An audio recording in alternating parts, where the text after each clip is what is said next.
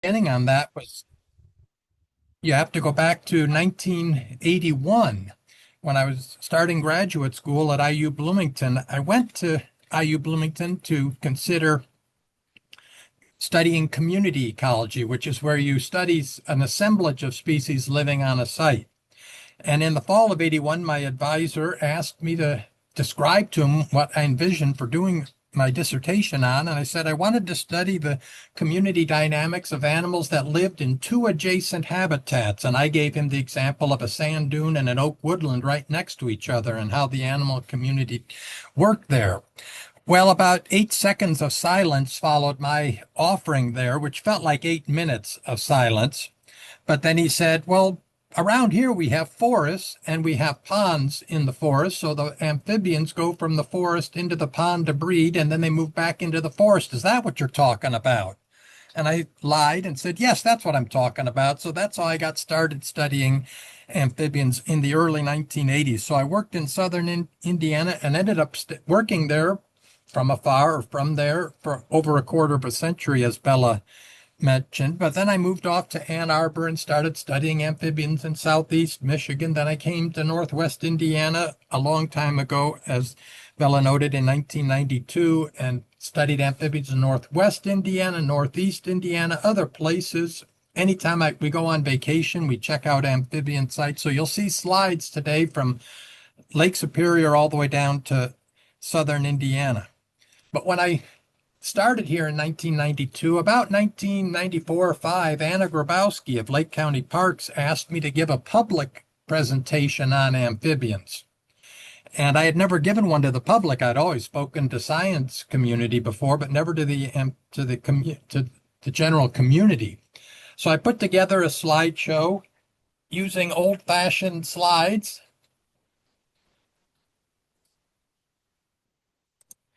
I thought I would have a screen up here. I don't know if I do for you, but the old-fashioned slides and the old-fashioned carousel,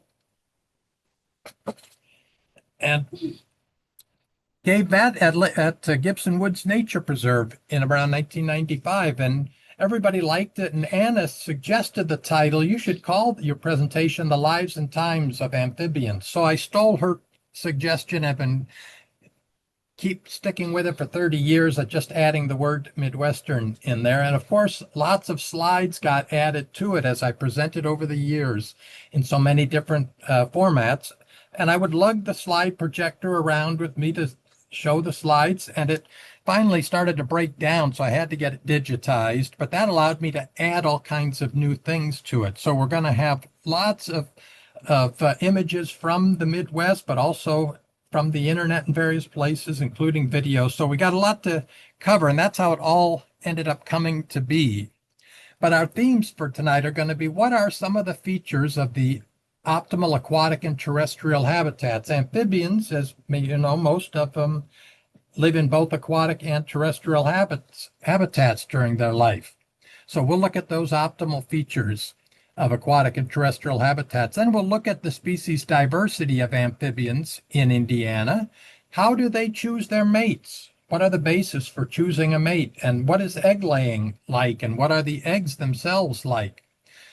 Once the eggs hatch, is it a walk in the park during the larval stage? And we're going to find out it's not. It's a challenging part of the life cycle. And then is metamorphosis any better? No, it's a challenge as well. And then once you get onto land, the risks don't stop there. We're going to see that it's a very dangerous life cycle. And I'll conclude then with a little bit on the field methods on how I learned this stuff as well as from the literature. Well, let's start off then with the optimal features of aquatic habitats. Here's a marsh, and a marsh is defined as a wetland dominated by herbaceous vegetation, non-woody vegetation. So we have some arrow leaf here and some cattails and some sedges and grasses back here and some open water. We do have one woody plant, a willow here, but it's generally an open, sunny marsh habitat. And why is this optimal habitat for amphibians? It has a lot of sun and a lot of photosynthesis, and the water's very warm. So there's a great base to the food web in microscopic algae and bacteria from the warm water and the sun for photosynthesis. It's a great foundation for the amphibian food web. It's warm, so the tadpoles and salamander larvae develop very rapidly in this warm condition. If a woman is pregnant during the winter or the summer in human realm, it doesn't matter. It's still about a gestation period of 9 months. But the warmer a wetland is, the faster the larvae will develop. It also periodically dries up so that there are no fish in this wetland, which is a bad four-letter word for amphibians. Fish have very well-developed fins with spines in them. They can really swim rapidly. They have a great suction in of prey. They can really do a number on amphibian tadpoles and salamander larvae. But because this dries up periodically, it doesn't have fish. Now, how about a large marsh like this one up in the Upper Peninsula? It should be just as good. It's very sunny. The problem is that it's so large that the amphibians are going to be spread out in the site. Remember, they have to metamorphose and go on to land, and land is very risky. Frogs and salamanders can't live just anywhere up on land. They have to find good places, whereas they, in theory, could live anywhere in a wetland. So they're kind of restricted in the land by how many amphibians can be there. So they'll be spread out in a large marsh. Don't go expecting to show your friends tadpoles rapidly unless you hit the jackpot in a large marsh. Now here's a shallow lake that might be about chest deep when the water's full, and occasionally in a drought year can virtually dry up, so you think, well, the fish can't survive there. Well, in general, bass and bluegill and things like that can't survive in a shallow lake like this, but mud minnows can, and they only get about this big. So if a tadpole can grow wider than the jaws of the mud minnow, then they're safe. So there's a bit of predation, but not too much. Looks like a horsefly on my hand there. That's going to cause a little pain. How about a woodland pond here? This is in the Indiana dunes, and it's taken around the 4th of July. We can see leaf litter is sticking out of the pond, so it's already starting to dry up. There's some sunny areas, some cool areas, so it's a fairly quick drying pond in some years. Mix of sun and warm. It's good habitat, not as good as an open sunny marsh. How about this buttonbush swamp? So I call it a swamp because swamps are defined as having woody vegetation in them. So we have these tall buttonbush bushes here, and there's a little bit of grass here, but it's mostly a swamp, and that shades the water a little bit, so it's a little bit cool, maybe not optimal, but the buttonbush can help suck the water out of the wetland, so it dries up occasionally and won't have any fish. Now here's a very temporary pool. Sometimes we call them a vernal pool. This is taken the same day as the previous couple of pictures, and it's already dried up on the 4th of July. So in this case, you have to be the fastest developing amphibians in order to survive in this wetland. Here's a buttonbush swamp the same day, also dried up on the 4th of July. And so again, you got to be fast developing in those short ponds, short-lived ponds. Now, how about this? We have a stream between two lakes in Michigan. So we can imagine that the fish marauders go up and down from lake to lake through this stream. The wetland itself doesn't seem to have a lot of water, but if you go out to the end of the boardwalk and crane your neck to the right, you'll see there's a little like bayou off to the side where the vegetation's a little less dense, and I heard gray tree frogs calling from these shrubs and small trees. So it is possible to breed close to marauding fish as long as you have a little bit of protection from the vegetation that will keep them away from getting you. Well, how about a bog? Would that be a good habitat for amphibians? And not generally the best, because as you probably know, most bogs are low in pH, which means they have acidic water, and that may not always be good for amphibians. So if it's not too acidic, there may be amphibians, but if it's rather acidic, probably not good. Now here's a bog in one side of the basin to the left and a lake in the other side, and it's two bad four-letter words here. We have acid in the left and fish in the right, so probably not going to have a lot of amphibians. Now here's a forested shrub swamp in northwest Indiana, and I'm forgetting exactly where. It might be northeast Indiana. But as I sampled in this cool water here, you got a few amphibians, few salamander larvae, but boy, the numbers really popped up out here in the sunny area. So the density of amphibians can be patchy. They spread themselves out according to the optimal habitat. So at this stage, we can look at this floodplain swamp from southern Indiana, and we can see the leaf litter in the bottom. So you're probably thinking to yourself, it's not very deep, so this pool is going to dry up in many or all years, so there shouldn't be any fish, and that's good thinking. However, there is a stream back here about 50 yards back that has fish in it, and when that stream floods, it can bring fish into these ponds. This little tiny shin-deep pond had fish in it and no amphibian eggs. It's known that many amphibians who are vulnerable to having their larvae eaten by fish can smell fish in the water and will avoid breeding there. So I saw no eggs, but about 100 yards down the floodplain, I saw this buttonbush swamp, and I didn't see any fish in it, and there were lots of amphibian eggs. So it's like playing the jackpot or Russian roulette as to whether the fish are going to be there or not. When I first came to Northwest Indiana, I checked out this river swamp along the Kankakee River, and I saw it was drying up, so I thought, oh, there can't be any big fish here, but I wasn't getting any amphibians, and I learned that these swamps along the Kankakee River are oftentimes connected to the river, or if there's just a small barrier where fish can be flooded in there. So these wetlands along the river, not great habitat for most amphibians.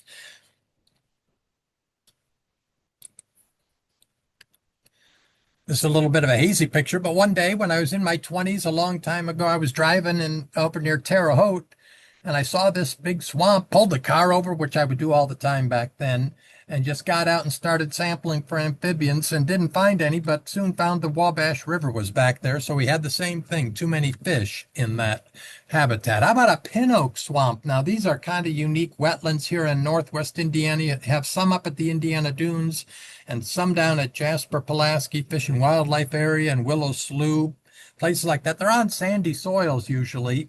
So you have sand underneath, organic matter at the bottom of the wetland, and pin oak trees, and they can really drain that water out. So if you go a couple weeks without rain in June or July, they can dry up pretty fast. But you can see there's a good amount of sun. So if the rain is at all reliable, pin oak swamps are great habitat for amphibians.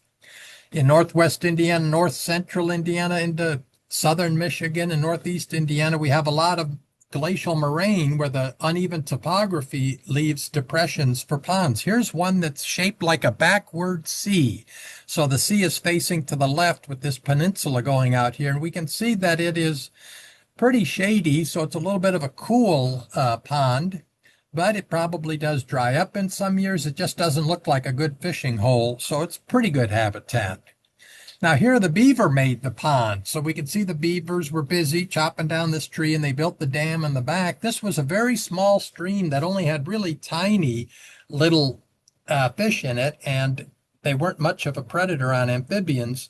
And so once they built this pond, this is like winning the jackpot. This is like winning the Powerball. The amphibians that bred there produced biblical numbers of frogs and toads and salamanders from this pond, but it only lasted about a decade, and the family of beavers moved on and didn't, or got trapped or something. They didn't take care of their dam anymore, and so only little bits of pools were there.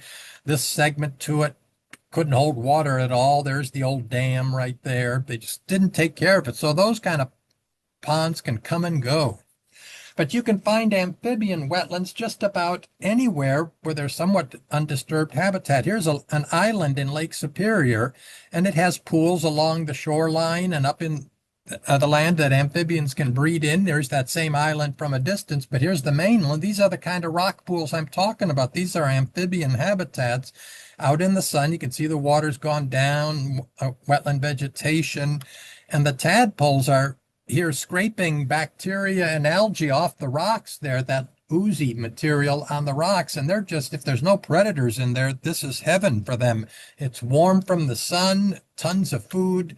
And there's a metamorph that survived in one of those rock pools all the way up to metamorphosis. But how about the Great Lakes themselves? There are reports that newts and mud puppies can be found in Lake Michigan, for example, but generally not great habitat, except for one day at this beach in the Sleeping Bear Dunes area. There were dozens of green frogs along the beach, and these kids were playing with them. Well, kids have sandy hands and it's like sandpaper to them. And the frogs need a mucousy skin and a healthy skin to breathe through because a lot of their oxygen comes through their skin. And these kids were just torturing these frogs there just by picking up and handling them. And I went over to the dad and begged him please to get the kids to stop. But I wondered why there were frogs on the beach at this time, the green frogs, where I'd never seen them before. So here's Good Harbor Bay as part of Sleeping Bear Dunes. Traverse City is down over here. And let's get up here. So there's the road. You go down there. When we first started going there, that was a picture you saw. Nobody was on the beach. You had this whole crescent-shaped beach to yourself. It's much more popular now, but still a great beach. And anyway, so that's where we were, and that's where all the frogs were. I walked along the beach, and I saw this stream here, and it was really pouring out a lot of water. I forgot it had rained a whole bunch recently, and so this swampy area back here, I think the little frogs got pushed out in the rapid moving water and came down, like you can see the swamp water coming this way. So they were flooded out of their habitat and brought to the beach. Don't expect to see, in most cases, any amphibians on the beach. Marl lakes are another habitat that I thought might be good for amphibians because I don't think there's a lot of fish in them, but these are the opposite of acidic. They're basic. They have a really high pH, and I think that reduces how much fish and amphibians can live there. Well, we've talked about the aquatic habitats, and there's been a huge loss of wetlands around the U.S. and the world. These are percentages of wetlands lost in the U.S. Of course, Indiana is almost the national leader in losing wetlands. These data were obtained or estimated in the 1950s, and you were able to keep destroying wetlands after that. So we probably went beyond 87% of wetlands gone. Before we got some wetland protections around 1990. You might remember in the 1988 presidential debate, both candidates agreed there'd be no net loss of wetlands. That's something you'd never hear in a presidential debate nowadays, but it happened back then. So wetlands were protected in Indiana for about 30 years, and we were the first state in the nation, and I still believe the only state in the nation, if I'm up to date at all on this, that allows you now to destroy wetlands again. We're the national leader in freedom to destroy wetlands. But we can see wherever people are abundant, we have the highest wetland percentages. The redder you get, the more wetlands lost. Mexico, the U.S., high populations, Brazil, all of Europe, India, 1 billion plus people, China, 1 billion plus, Japan, Indonesia. If we can see that wetlands are lost wherever there are lots of people around. But we can restore wetlands. This site in Gary is a restored wetlands, and the leopard frogs went up in great, again, biblical numbers in terms of their abundance once you had the wetland made. In southern Indiana, there aren't as many wetlands, but we still destroyed a lot of them. But in the 1960s, we went out with bulldozers and bulldozed ponds in the woods. They call them wildlife watering holes. And you can see with the backpack here, they're again not great fishing holes, but the amphibians have said thank you for bringing back some habitat for us. The homestead ponds that were made mostly in southern Indiana in the late 1800s, you could get land for almost nothing back then, build a home, clear some of the forest, and get the horses to drag a scoop and carve out a pond for the farm animals to drink out of. And once the Great Depression came and all those homesteads went away and the land became public land or somebody else bought it, then it became great amphibian habitat once the woods came back. Here's a bulldozed pond that starts to look like these morainal ponds that I showed earlier. So we have Homestead Pond and Bulldoze Pond. Here's one in Hoosier National Forest. It's a small one with natural duckweed on it, sunny, shady spots, just like Mother Nature intended. Now, the people didn't drink out of those homestead ponds because the farm animals are defecating and urinating in it, so that wouldn't be good. But they built cisterns, which are big chambers underground lined with rocks, and then water from the roof of the house was siphoned into the cistern, and that was where they got the drinking water to boil. But once it became public land, those cisterns are dangerous. The opening is like a manhole in a street, very narrow, and if you fell in one of those, you couldn't get out, and no cell phone reception nowadays. So they dynamited those cisterns, at least most of them, and these craters then are great amphibian habitat. If you stop logging in an area for a while, the logging trucks usually make some depressions that are sealed off, compacted down in amphibian habitat until they start logging again. They can breed in those pools.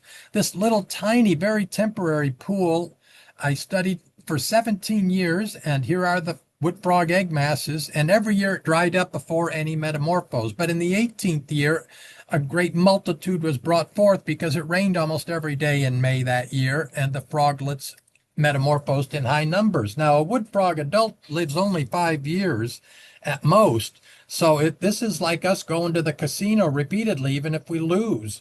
They keep going back to this pond because they know they're going to hit the jackpot at some point, and sure enough, they did. So that genetic wanderlust stays in the population because that 18th year produced so many that that keeps the dispersal mode going.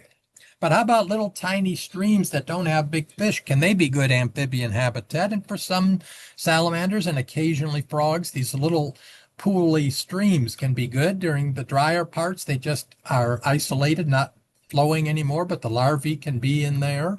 So those are good habitat for some amphibians. Let's switch now to the terrestrial habitats. Now that we covered just about every kind of aquatic habitat there can be in the Midwest for amphibians.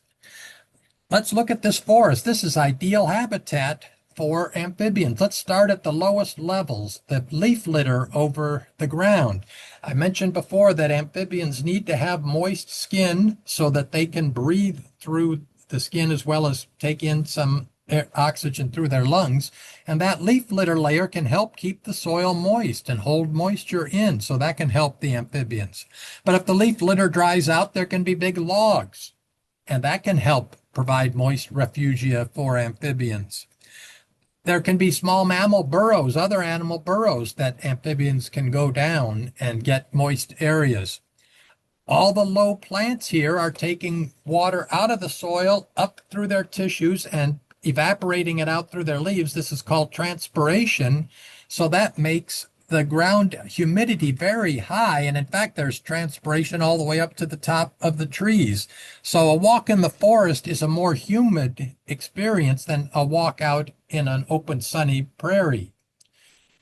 It's usually a little bit cooler, so it might not feel as bad, but the humidity is higher in a forest because of this. And so amphibians benefit from that. Now, we do get periods, though, where the forest can dry out, and maybe if the amphibians had been watching the Weather Channel and knew this was coming, they could move to little low-lying ferny areas, and that would be a moist refuge during the height of the drought.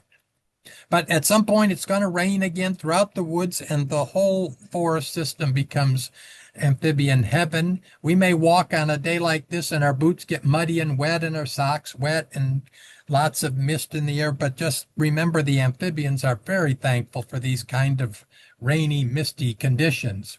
But forests aren't there just to be there. They're there to help us out with wood products. So obviously right where they pull all the trees up to is not good amphibian habitat, but it looks like there's some woods around there. So maybe that's pretty good. And for the most part in Indiana state forests, this is on public land, the openings have been very small. They've gotten a little bit bigger in the 2000s here, but still not that big.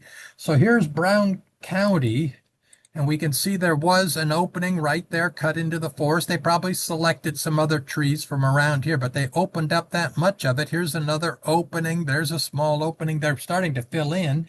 The north side of this one is an opening, but still it's mostly forest there. So these openings in Indiana are not that bad in the state forest. But how about a prairie? On the idea that it's sunny and hot, that might not be good for amphibians, but remember, they're all down at ground level here. So leopard frogs and tiger salamanders are down here where there's a lot of transpiration and the humidity is really high. Where our head is, it might not be so high, the humidity, but down there, in among the plants, for some amphibians, this is great moisture levels. And there's going to be wet areas here at these pictures all came from Spin Prairie of the Nature Conservancy down by Reynolds, Indiana. So there's breeding habitat here, some pin oak swamp back there where they could breed. Now let's consider this combination of the aquatic habitat with the terrestrial. So the breeding habitat for the amphibians is back here. They metamorphose and come up into here. And we think, well, that looks good. That looks like a humid mass of plants there, so that should be good for amphibians. But amphibians have a bit of wanderlust. You know, they get out onto land and they live in an area for a while, maybe depleted of food, or maybe it was never all that good for bugs. And the next time it rains, they'll move further away from the pond. Well, they can come out into this lawn where the mowers can get them. They can go out into the street where the cars can get them. So you need to have both the aquatic and a good amount of the terrestrial habitat, not just a little bit. The breeding areas at the base of the levee here looks great, but not far to the left. It's parking lots and streets. Like this, here's the breeding habitat. Looks great habitat here, but they're going to end up out in the street or at the medical building there. It deteriorates rapidly. But how about the terrestrial habitat in the winter time? How do amphibians survive the winter? They have four main strategies. They can dig their own burrows in some cases. So toads and tiger salamanders are good at digging their own burrows into the ground, and they get below the frost line. In fact, the spadefoot toad of southern Indiana actually has a little shovel built into its ankle so it can dig a hole with its ankle even. So there are some that burrow their own holes, but then others, like a lot of the pond breeding salamanders that we'll see, can use the tunnels of the mice or other animals, and they'll be below the frost line. Things like the leopard frog and the bullfrog will use a lake usually to overwinter in, where there's usually enough oxygen, and then once the spring comes, they'll move from the lake to a wetland for breeding. But perhaps the most interesting for most people is that some amphibians have a tolerance of freezing. The two most well studied are the wood frog and the gray tree frog, but I believe the spring peeper and the chorus frog also do this, probably among others. And so the question becomes, how do they survive this semi-frozen state? Now, there's a great video that I normally go to here from the Smithsonian, but it's like 10 minutes long, so I'm not gonna go there. But if you want to look it up on YouTube, just do freeze tolerance wood frog Smithsonian, and you'll get it.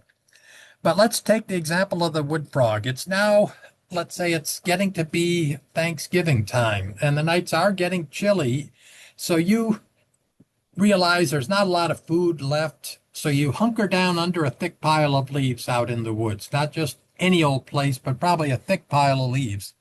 And maybe the first week of December, the freezes actually get down to the point where moisture on the leaves are causing your skin to freeze a little bit. This sends some kind of signal to your body to change two aspects of your physiology. One is to let urine start accumulating in your blood and your tissues instead of releasing it. And number two is to break down in your liver a chemical known as glycogen into glucose, and let that glucose go through your blood and to all your vital organs like the heart and the lungs and the liver and the intestines and the spleen and the kidney. And the combination of accumulating urine and accumulating glucose is a natural antifreeze and keeps those vital areas unfrozen during the winter. The skin and some of the muscles are allowed to freeze, and the animal can feel frozen overall, such the video calls them frogsicles. And that's true of the great tree frog as well. But once the winter finally goes away, they can thaw out and snap back to life and go breed. Now that video is taken from Alaska and northern Canada wood frogs. Our frogs don't have as long a freeze period as they do up there. So if a prairie looks very frozen, like not a good land for amphibians, no, they can, if they're doing it right, they can be semi-frozen all winter long under the chilly prairie image. But let's start to get into knowing the amphibians of Indiana a bit. And one that you may all have seen periodically is the American toad. It's well camouflaged with the leaf litter there. and it can be found in the daytime quite a bit, hopping around. It can dry up pretty well and still take in oxygen. If you're walking through the woods, sometimes they'll cross the trail right in front of you. They can do this because they have a lot of poison glands, a large poisonous gland here, but also throughout their back. They have a lot of poison glands. That's the biggest ones. And most predators learn to leave them alone. Some have learned to flip them over and eat the belly out. So you might see an eviscerated toad. Sometimes that's some predator who is savvy and figured out how to avoid the toxins. But all amphibians have a bit of toxin in them. And so it's generally not a good idea to handle amphibians because of the toxin. If you then eat a snack, you might get some of it in you, which could cause you to be sick. In some cases, like newts, it could be lethal for you. But it's also a good idea not to handle amphibians because they get scared when you handle them, and they have a water reservoir in their hind end called the cloaca, and they release it when they get scared, just like our pants will get soiled if we get scared by some big monster. And so we get upset because this urine and other stuff gets on our hand, but that's their water reservoir for the drought period, and we made them void themselves. Now, if you know there's going to be a heavy thunderstorm in a few hours or the next day, then maybe you can handle them a little better and they can rehydrate. But if you don't know what the weather's going to be, it's best just to watch amphibians and not handle them. Now, here's the Fowler's toad in a burned prairie, and you may not have seen it, but it's right there in the middle. And it's well camouflaged, but it has a lot of toxins as well. If it moves over to a clump of regrowing prairie grass, then it's more easily seen. The wood frog is much less poisonous, but it's very well camouflaged, like the American toad. It doesn't hop around as much, so you're not likely to encounter it in the day like this, but occasionally you might. The bullfrog is the biggest frog in Indiana, and I should note that all these pictures of amphibians, by and large, are taken with an old-fashioned, the slide film camera, and they're held at a focal point of the same distance, about a foot from the animal. So all these pictures of the animals are the same distance from the animal. So a bullfrog is huge compared to others. When I first saw a bullfrog, I saw this looked like a hunchback here, and I thought it was like my Uncle Clarence, and I felt bad for the frog, but I learned a little bit about the anatomy finally, and these are really the long hip bones. The hip bones go halfway up the back, and then the vertebrae are only from here to the back of the skull, so they have a very short backbone, and that's because when they jump, they can straighten up the vertebrae over the launch pad and jump. It's a great jumping mechanism. It's not Uncle Clarence. It's a well-evolved feature.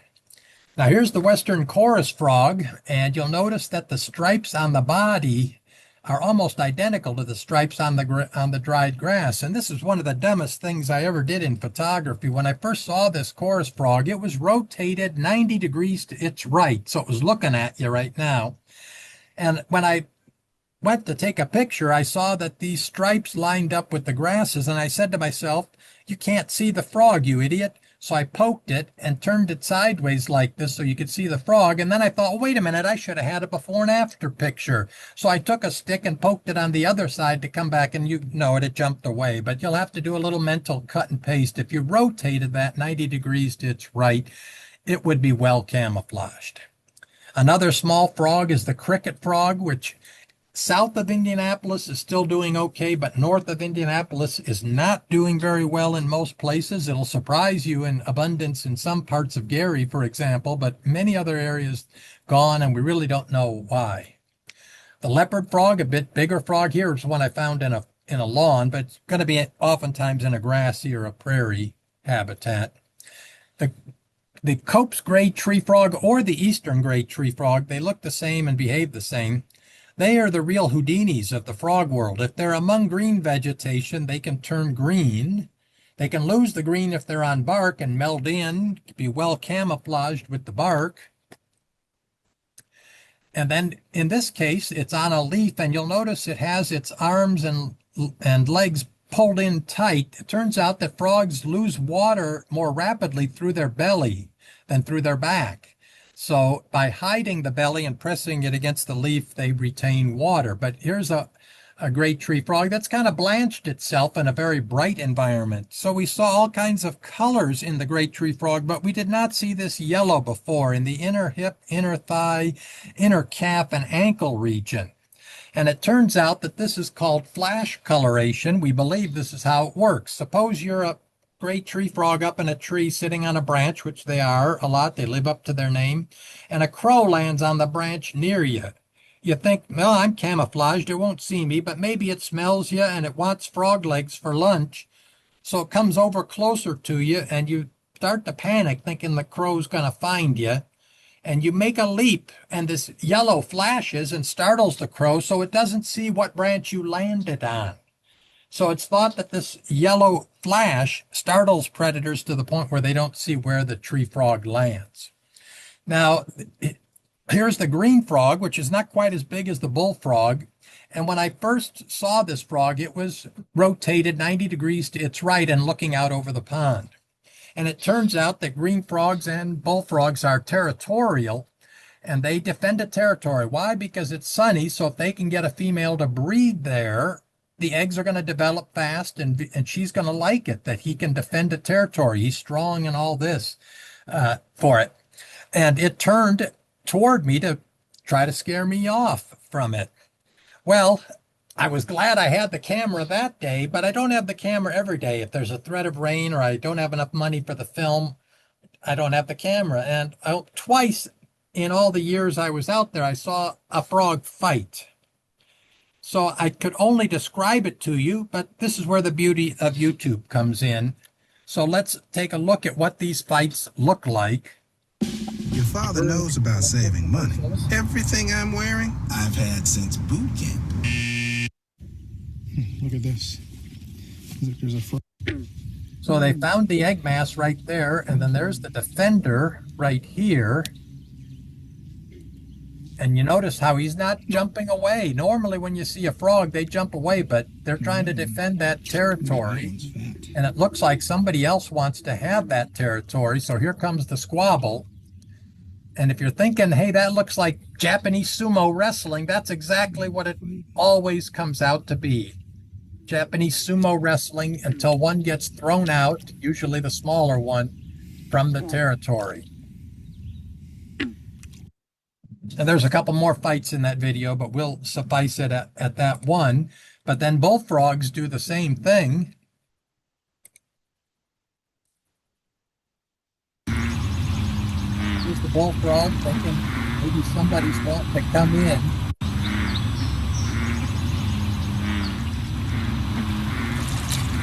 And then I think he senses, well, here's the stare down phase.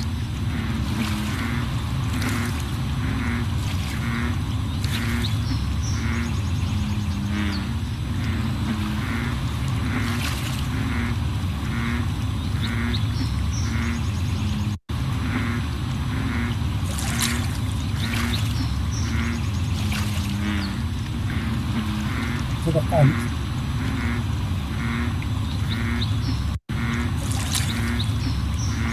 Come on.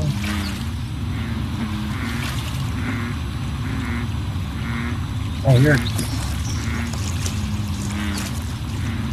Frog fights. And it's again like that Japanese sumo wrestling, that belly to belly. No one gets thrown out. Nature in the Midwest, it's not as flamboyant as some areas where you can see cool stuff whenever you go out in nature. But if we spend a lot of time in nature, going to explore and look at things, keep our eyes open, we can see just as cool stuff and even more primal.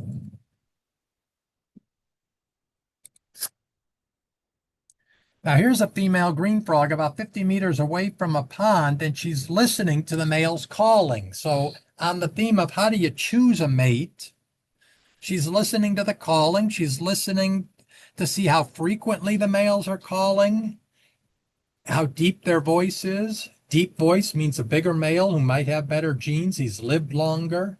A calling male that calls a lot longer is one that's been foraging really well, has a good immune system, isn't sick that day, because we sleep when we're sick, and a frog might not be calling when it's sick.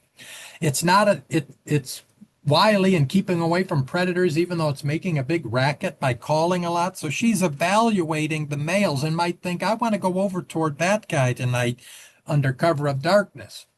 But the problem is, those are the males that are advertising their qualities. There are some males, you might know some of them, they're kind of sneaky. They're called sneaking males, and they don't have great territories. So this guy doesn't have a sunny territory like the other one we saw, and he looks a little sad, a little depressed there. But of course, frogs have no facial expression. They always look the same, so you can only guess if they're sad. But he ends up getting the mating.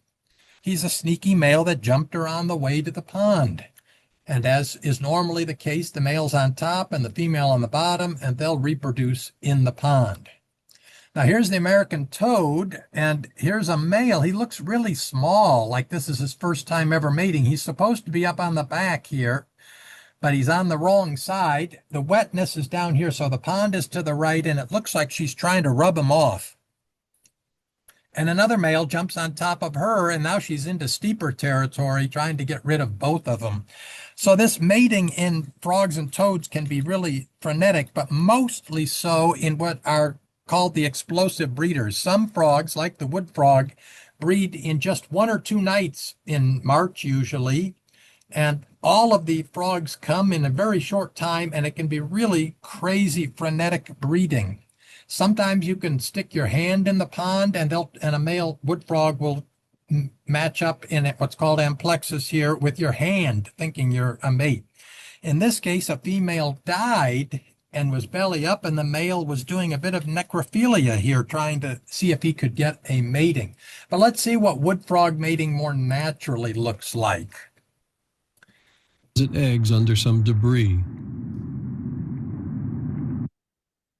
Better sleep is simple. Just track your activity. Avoid blue light. Get adequate exposure to natural light. Or maybe you just need a little more from your mat. Wait until you see this. Go to acehardware.com, enter your address for the YardRx program, and the tool pulls up a... Finally, temperatures have moderated enough to melt away the ice. Now there are peculiar quacking sounds emanating from vernal pools.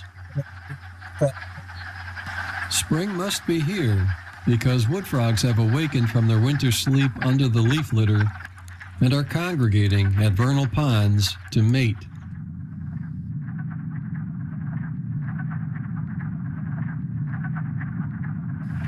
In this annual spring kickoff ritual, males fervently seek out females and grasp them in a hold known as amplexus.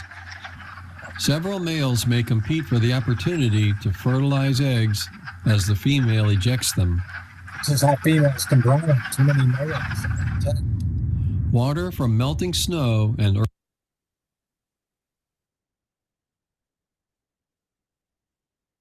I'm to save time, I'm going to skip the calling here, but any of these frogs we've mentioned, you can just go into YouTube, put their name and the calling, and you'll get the video, but I don't want to spend too much time on that. But this is, again, the natural breeding pose. The females are usually a little bit bigger than the males. The males are only providing sperm, so he doesn't need to be real big. She has like 700 eggs inside her abdomen here, so she's a bit bigger. And the spring peeper is a prolonged breeder, not an explosive breeder. So maybe only a few females come at a night. And when they get a chance to breed, they're hell bent on it. And you can put them on your finger like this, and they're not gonna detach. They want to breed so badly. In the salamander realm, my favorite probably is the spotted salamander with the usually, but not always, orange spots on the head. The blue spotted salamander is a jet black salamander with light blue flecking. We find that up in the Dunes region. The spotted salamanders throughout the state. The Jefferson salamander, more of a slate color, is only in the south, or primarily in the south. And the marbled salamander can be anywhere in the state, but in the northern half they're very rare. They were last sighted at Indiana Dunes State Park in 1962, and they haven't been seen anywhere in northwest Indiana since, so we think they're locally extinct. The marbled salamander is unique in that it breeds around Labor Day, and the ponds may be dry at that point, so they lay their eggs. The eggs do not have shells. They evolved before shelled eggs evolved. and she'll sit with the eggs and squirt water from her cloaca on them, or if a beetle comes to have eggs for breakfast, she'll eat the beetle. So there's a bit of parental care. Let's see a little bit of what this marbled salamander breeding is like.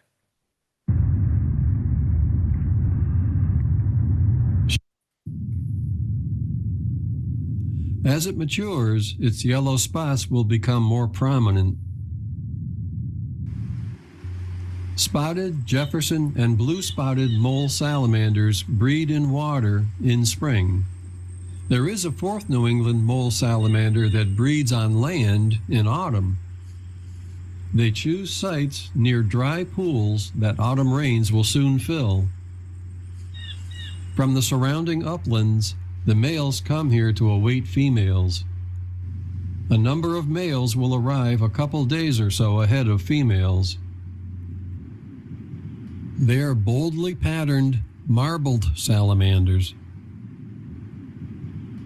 Their courtship involves nuzzling, bumping, and pushing each other with their snouts. I saw this one time in the mid-1980s in a dynamited cistern on a September night where they're walking around nuzzling and all this. It was one of the most primal experiences I could ever imagine. And the males may carry on this behavior with each other before females arrive.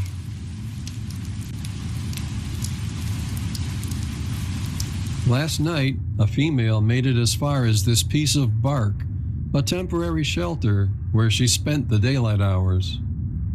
Tonight, she'll move closer to the dry pond.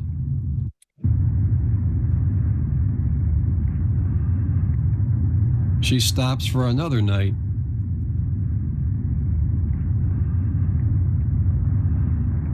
Finally, at the pond, she'll mate, and then, within the dry pond, she'll deposit eggs under some debris. Those are the eggs we saw the female guarding. She'll guard the eggs until rains fill the pond and inundate the nest. That video, Salamanders of New England, is great and well worth the watch. We do have these weird salamanders in parts of Indiana that are all female. This one here is, we found over the years with our class about 150 of these, and they're all females. And they have 3 sets of chromosomes. The humans, you get 1 set of chromosome from your father, 1 from your mother. In the case of these all females, they give 3 sets of chromosomes to their young and don't include the father's chromosomes. So here's the father's chromosomes, a regular species of blue-spotted salamander. His sperm are used to initiate egg development of the triploid hybrid, but his genes rarely ever get put into it, so the offspring are a clone of the mother.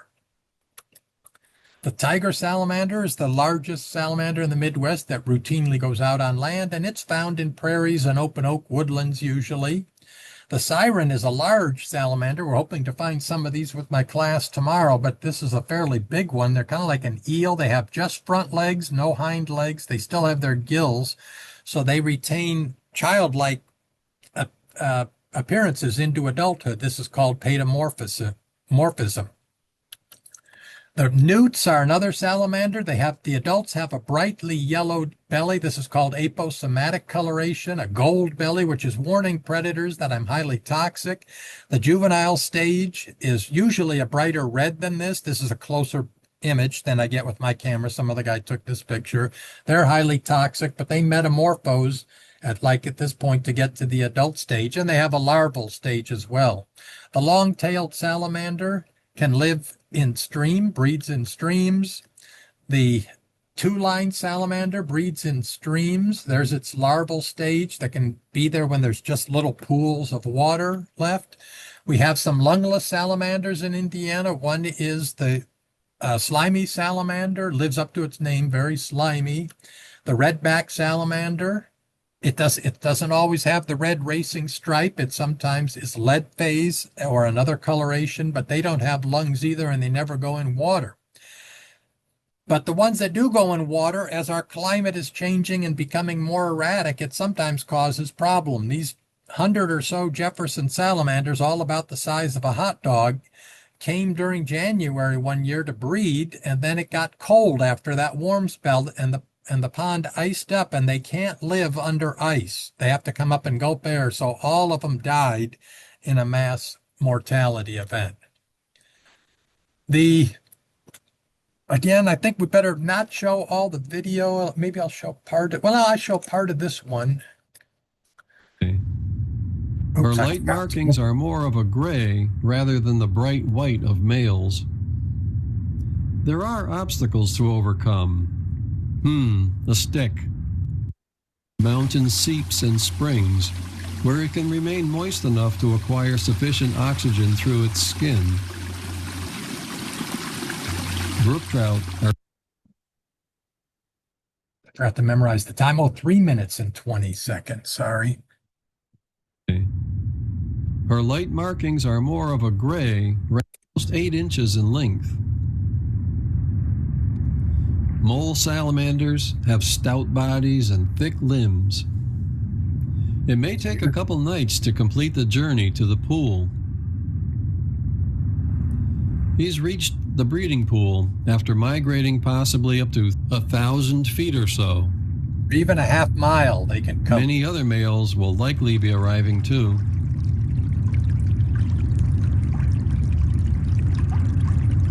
They usually arrive at night, but A few days during the later, day. the females begin to arrive. They don't have swollen vents like males do. Dirt, dirt, dirt. I love dirt. That's soil. I'm a dirt nerd. On the court, there's only one MVP. And in the showers, my MVP is Olay Intensely Hydrating. The mole salamanders are members of the family called Ambystomatidae.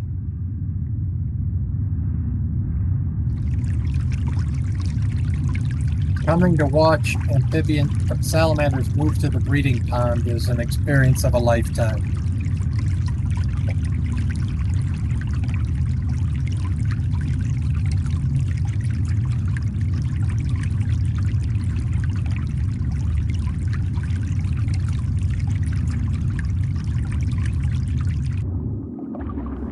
Once they're all together, the water seems to boil with activity as males and females do their courtship ritual of swimming about, nuzzling and rubbing each other.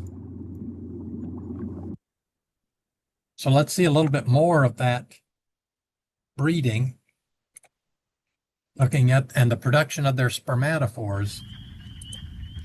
This is Professor Twining from Eastern Nazarene College. What you're seeing here are spotted salamander males that have recently arrived at a vernal pool in the Wolf Hill Forest Preserve in Smithfield, Rhode Island. If you watch carefully, you will see that some of the males are squeezing their bodies for a few moments, and then when they move, you can see they have left behind a small white spermatophore. This spermatophore is a capsule of sperm that is extruded by the male salamander through his venter, which is located near the hind legs. When a female arrives at the pool, the male will attract her with a nuptial dance, and if she is interested, she will take up one of his spermatophores to fertilize her eggs. So this all happens under cover of darkness, not a camera light like that. So how exactly the females judge what male they want, it is still somewhat of a mystery. But once they do pick up the sperm from the spermatophore, they can fertilize their eggs. So here's a female spotted salamander laying her eggs to a stick. The eggs can, if it gets really cold and iced over, they can be killed by the frost as well. Here's a couple thousand Jefferson salamander eggs turned white, all dead from a late frost. But if the egg masses come out and don't freeze, they swell up with water and get fairly large. So these wood frogs will lay about a ping pong ball sized egg mass that'll swell up to be this big. And all the eggs will develop into embryos and then hatch into tadpoles. And they come with these gelatinous masses that are good at evading predation. So if we put a Wood frog egg mass here, it's moderately dense jelly. The spotted salamander egg mass, a fairly fresh one, a little bit later one, have a very rigid egg mass, very hard for predators to get through. And then the Jefferson salamander here has kind of an oozy egg mass, kind of like something you might sneeze up in a bad winter cold. And it's not as good a defensive structure for the embryos. But there is a mutualism between algae and spotted salamander embryos. So we can see the eggs in here in the gelatinous mass, and there's a lot of green in there. And the algae grow right in with the egg membranes with the embryos. And in fact, by the time they're getting ready to hatch, there's a lot of algae living in there. So in a close-up, we can see that what this mutualism is. The spotted salamander egg mass is so dense it's hard for oxygen to diffuse into the embryo, but these algal cells are making oxygen, helping oxygenate the embryo. They also leak out glucose, and like we drink some of our mom's amniotic fluid, the salamander larvae drink some of that fluid in here and they get sugar for energy. Meanwhile, the algae get to live in this grazer-free environment for up to 2 months. Now, if you're reincarnated as an alga in a pond, a snail or a caddisfly larva or something's going to come graze you within hours, pretty much. But they get a free lodging for up to 60 days in the egg mass before it breaks down. So both parties benefit greatly from this. We can see how the embryos develop. I'll just hit the highlights to it. So this is right after the egg mass. The eggs have been fertilized and they're starting to get a neural tube here. They don't have the algae yet. A few days later, we're starting to get an elongation of the embryo. We're starting to see some of the algae come up. We can see the head here, the yolk, the tail. Better developed. The eyes are getting developed. The gills are starting to come up. The arms are starting to come out. Here we have the algae. Late in development, you'll see some hatch here. Put your money on which one you think will emerge first.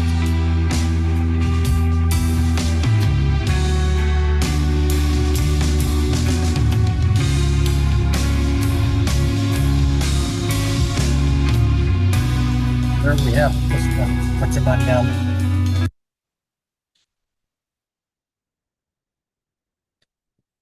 The summer breeders can't lay those thick gelatinous egg masses. There's not much oxygen in summer water, so the green frog and the bullfrog and the tree frog have to all lay their eggs on the surface in a surface film of gelatinous mass. In the spring, some, like the chorus frog, have really small jelly bean-sized egg masses. The blue-spotted salamander, just 1, 2, 3, 4, 5, 6 embryos, not much there. In between the Jefferson salamander egg mass, there's like 1,000 of them right in there. Here, they lay them attached to a stick, better oxygen that way, but then laying them down in this road pool, and wood frog egg masses there. The toads tend to lay them in a long gelatinous string, so they don't get much defense from the string, but the string itself could be 10 meters long, so it's hard for predators to find all those eggs. While you're doing this spring work, just walking around and seeing the spring wildflowers is always a joy. So doing amphibian work, coming upon this turkey's nest here, just always is fun. Timber rattlesnakes, they could be right in the road sometimes. But back to the amphibians, the wetlands can dry up on the animals, so that's one danger. Here's a rock pool along Lake Superior that has dried up. Here's a pond, and 2 tadpoles only died in the depth of the pond. But here's the wood frogs. They hatch and they're just sitting ducks at first. The tadpoles are just laying on top of the old gelatinous mass. So in this patch of shoreline, 250,000 tadpoles were born, but they're sitting ducks. 2 weeks later, they've been thinned out. A month later, they've been thinned out. But nonetheless, a few will make it to metamorphosis and exit the pond. The salamanders don't lay as many eggs, and they generally go into cover right away. So they're not so much sitting ducks like some of the tadpoles are. But let's see how the salamander larvae feed. Fill the pond and inundate the nest. When the eggs hatch in fall or early winter, all the aquatic salamanders will gulp air. A tiny bottom-dwelling crustacean, a scud, scampers along. Sometimes the larva isn't hungry.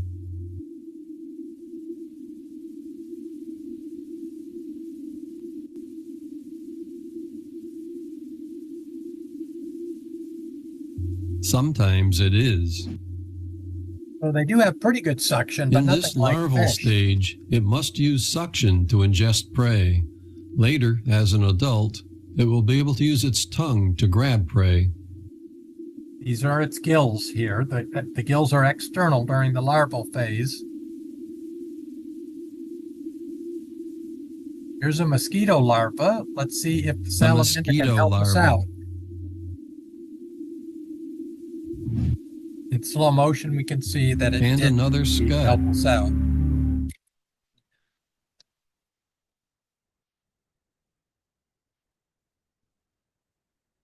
Now, what about threats to the amphibians in the larval stage? Sometimes it's a dog-eat-dog world. Here's a Jefferson salamander that's probably eaten a wood frog tadpole. So they can eat each other. So here's a Jefferson salamander larva. Here's a spotted salamander, a hatchling. This is like a kielbasa to it. You could just really have a nice lunch. Any of these other amphibian larvae, wood frog tadpoles, cannibalism on Jefferson's smaller larvae, as long as they're narrower than the head width, they can be eaten by the amphibians. This newt, the adult newts spend some time. This would be a huge meal to eat that Jefferson salamander there. Here's a Jefferson salamander with a wood frog tadpole, and it can still eat that. It could cannibalize its own kind. Now, when I started learning about how the amphibians kill each other like this, I thought I could be reincarnated and I'd know what to do as a salamander larva until this day when a fishing spider had gone down along a cage wall I had and pulled a salamander larva up.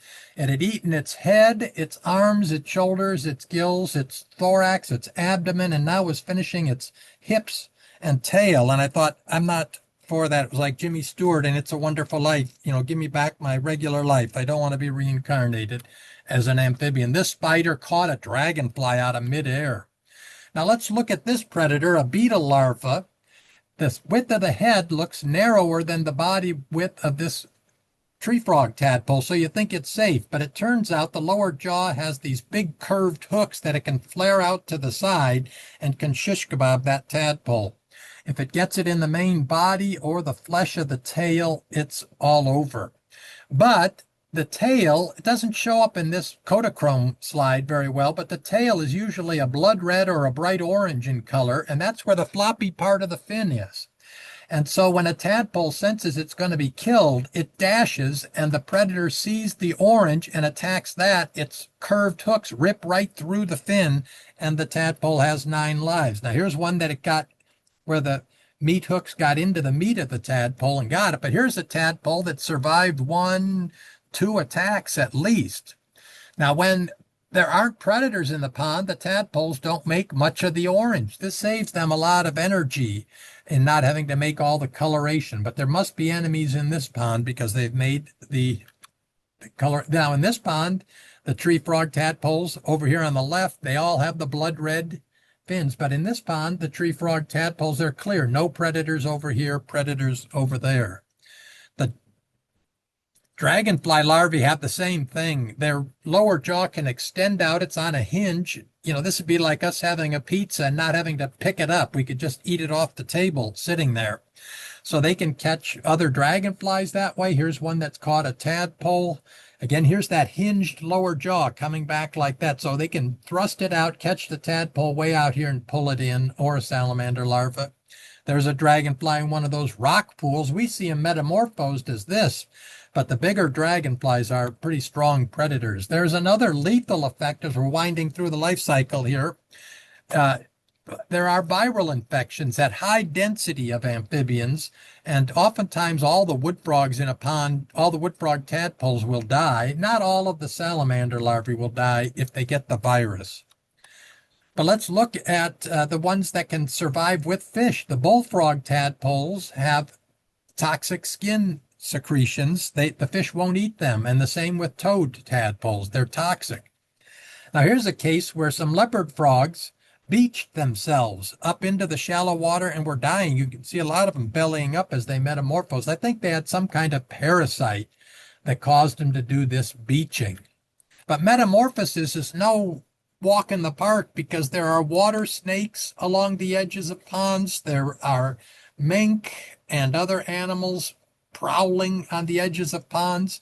But I think this wood frog metamorph is doing the right thing. It's sitting still in a sunny place. You guessed it, speeds up development. The tail is being resorbed and the limbs have already come out. It's neither a good swimmer or a good jumper at this stage, so it's trying to speed up its metamorphosis as much as it can, but it's laying low, not moving to not draw attention to it.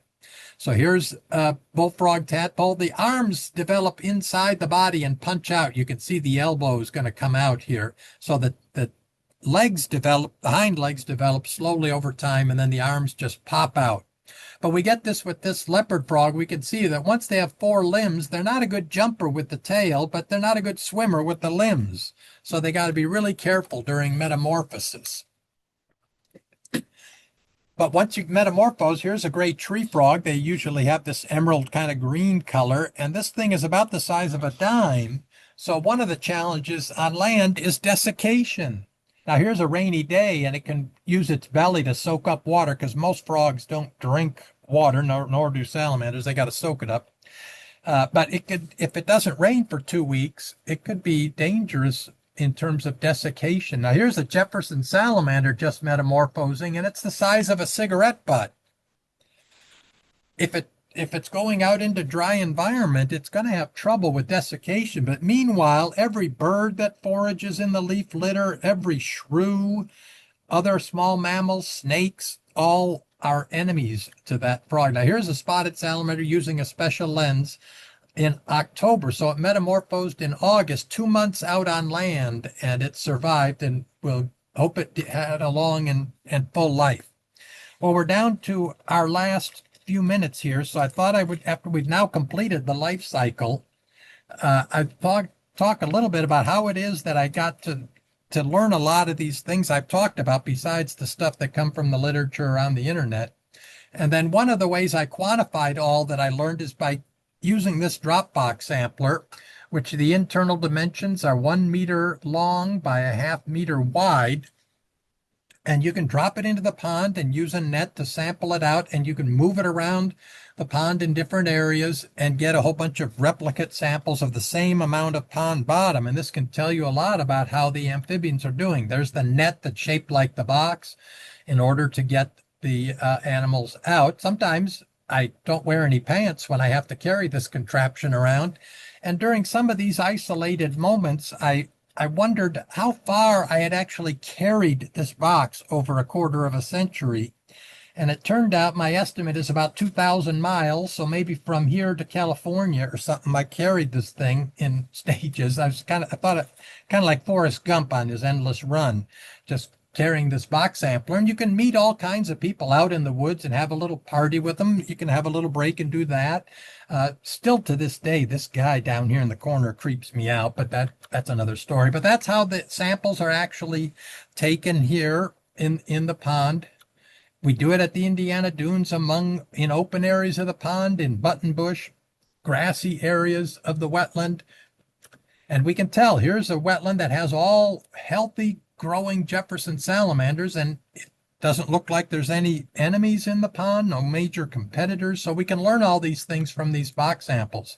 Here's the tadpoles in a sample where the tree frog tadpoles, where we got the red tail fin, and there's the beetle larva that's its predator. And we can tell that at ratios of about 1 predator to 5 tadpoles, they're going to have the red colored fins. But in a pond where I got no predators, they're clear fins with a little bit of black marking on them, but no colors are made. And the colors are energetically expensive. You need a lot of carotenoids in your diet. They don't eat carrots to get their carotenoids, but they need a lot of carrots, and they need special enzymes to make those red and orange colors. So if you don't have to make them, don't do it.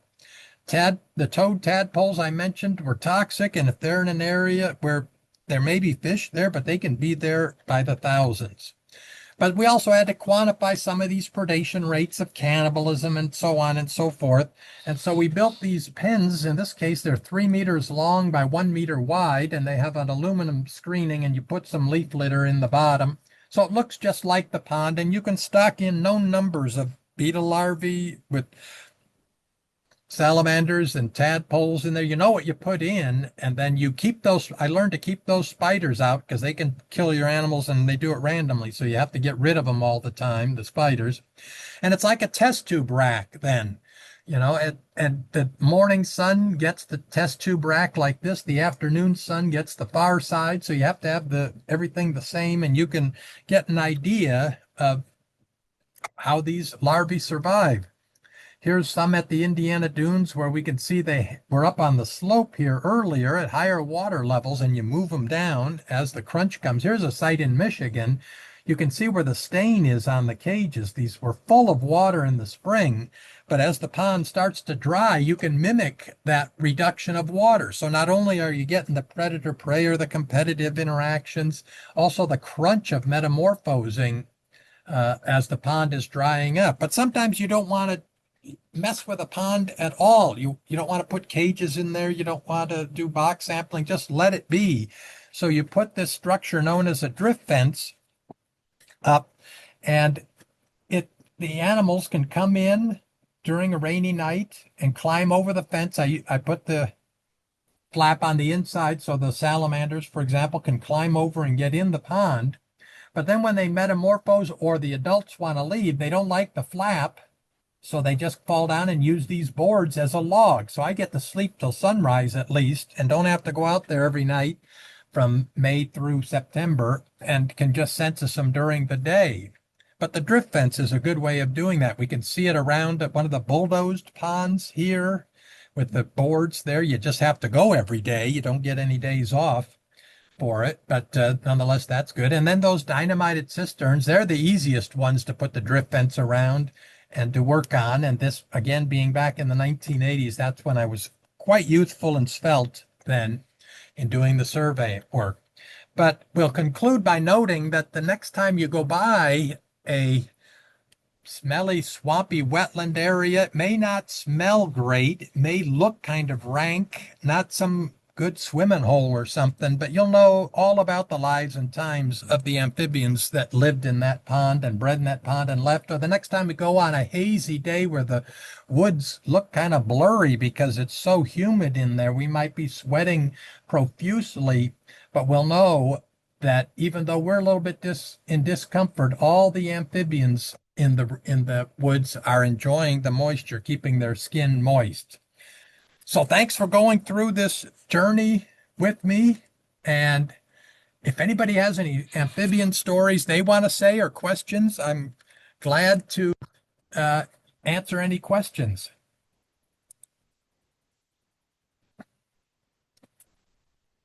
Oops. I just want to say thank you very much. It was a very interesting talk. Thank you. I enjoyed it. You're welcome. My pleasure to always give it. I've given it so many times, but I never falter in giving it. Any stories or other questions people have? Yeah, we have a question on how big are the territories of some of these critters? In the ponds I worked in, they're not real big. The ponds are maybe 200 square meters in size. They're not real big. And I would guess that the territories would be smaller than your dinner table. Maybe like half of your dinner table about in size. Not real big is the ones that I've seen. As far as on land, there's not a lot of territoriality on land. Some of the salamanders under logs will fight a little bit for being under a log, but sometimes I've flipped over a log, and I'm no Charles Atlas. I mean, I'm just an average sized log, and there'll be 5 or 6 salamanders under there. So they seem to get along sometimes, but sometimes they fight over the site. But I've never seen a bullfrog defending a territory, so they might have bigger territories.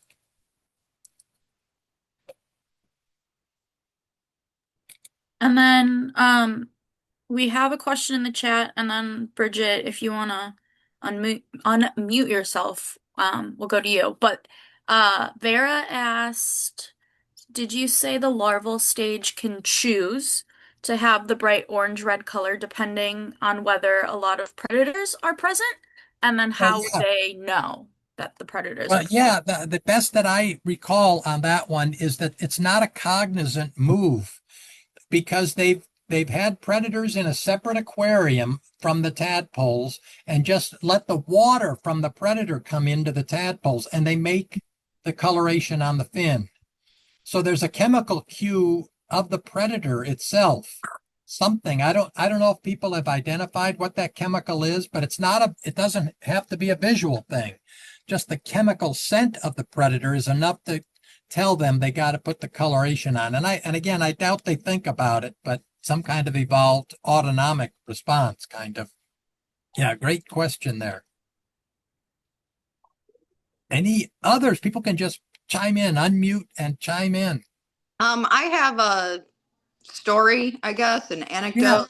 I live at Miller Beach, and there are times, like you were speaking about earlier, where we'll find frogs on the beach, usually after some big rain event. So I think it is that they're washed in from the streams or something.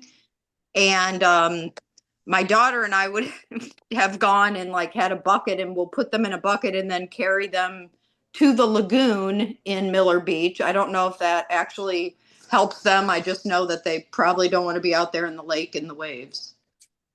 I would think that putting them in the lagoon, at least let them rehydrate, and then come sunset, they'll make a choice as to where to go.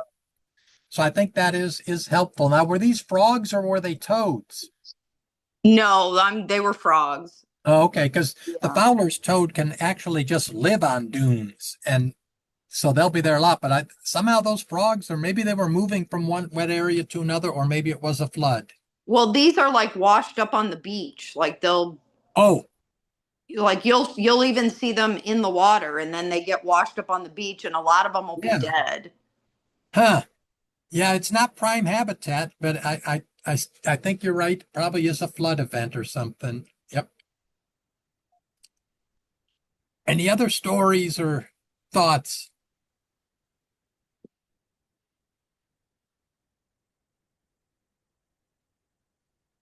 Chime them in.